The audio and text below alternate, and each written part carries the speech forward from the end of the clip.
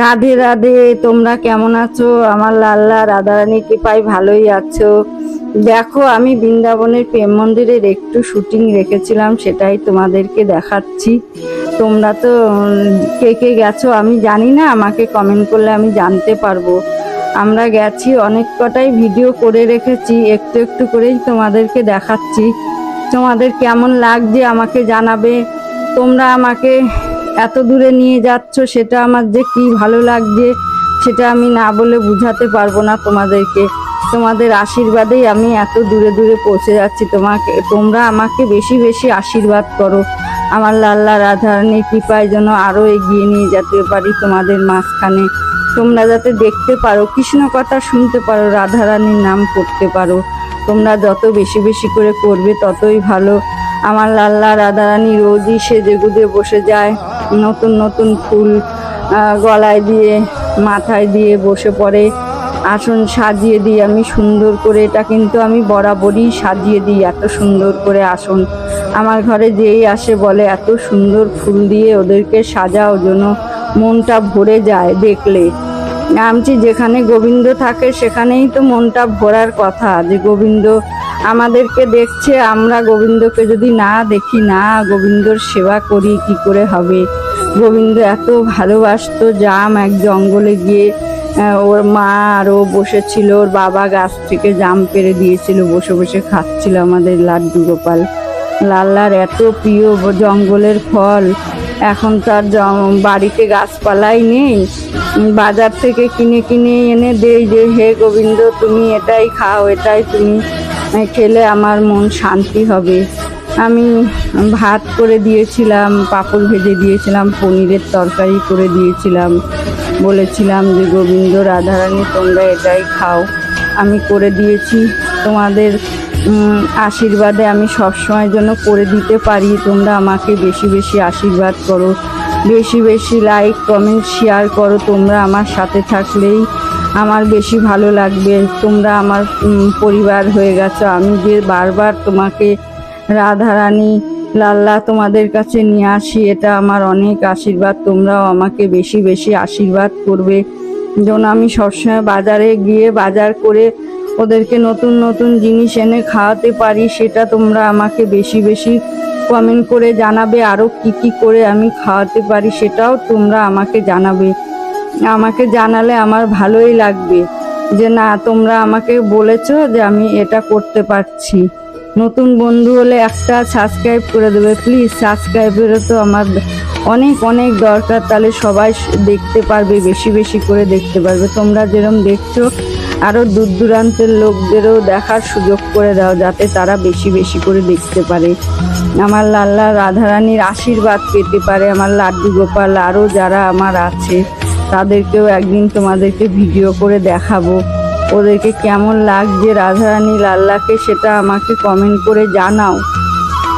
আমার লাল্লা রাধারানীকে কেমন লাগছে, আমার লাড্ডু গোপালদেরকেও সাজিয়ে দেখাই, ওদেরকেও কেমন লাগছে। তোমরা বেশি বেশি করে শেয়ার করে দাও, যাতে সবাই দেখতে পারে। তোমাদের মাধ্যমেই সবার কাছে কাছে আমার রাধারানী লাল্লা সবার ঘরে ঘরে চলে যাক, সবাই দেখুক।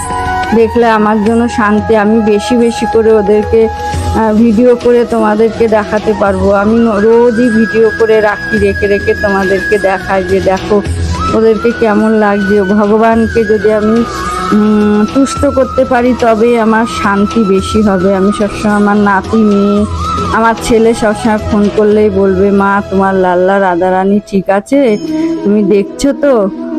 হ্যাঁ আমি দেখছি, আমার মেয়ে দেখে, আমার নাতি দেখে, সবাই দেখে। আমাদের ঘরে আরও যারা আসে তারাও এসে খুব ভক্তি করে, ভক্তি মনে যেন ওকে নমস্কার করে, রাধে রাধে বলে, বারবার বলে। যেই আসে সেই রাধে রাধে করে যায় যাওয়ার সময়, যে তোমার ঘরে আসলে যেন রাধারানী বসে আছে। ওকে দেখে যে কি শান্তি লাগে।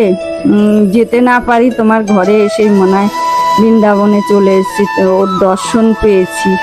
আমি বলি এটা তোমাদের আশীর্বাদ না, আমি কত কষ্ট, শরীর খারাপ গেছে আমার পুজোর সময়, আমি তাও ভেবে হে রাধারানী আমাকে সুস্থ করে দাও, আমি যেন তাড়াতাড়ি করে তোমার ধামে যেতে পারি। আমার ছেলে আসলেই আমি তোমার ধামে পৌঁছে যাব।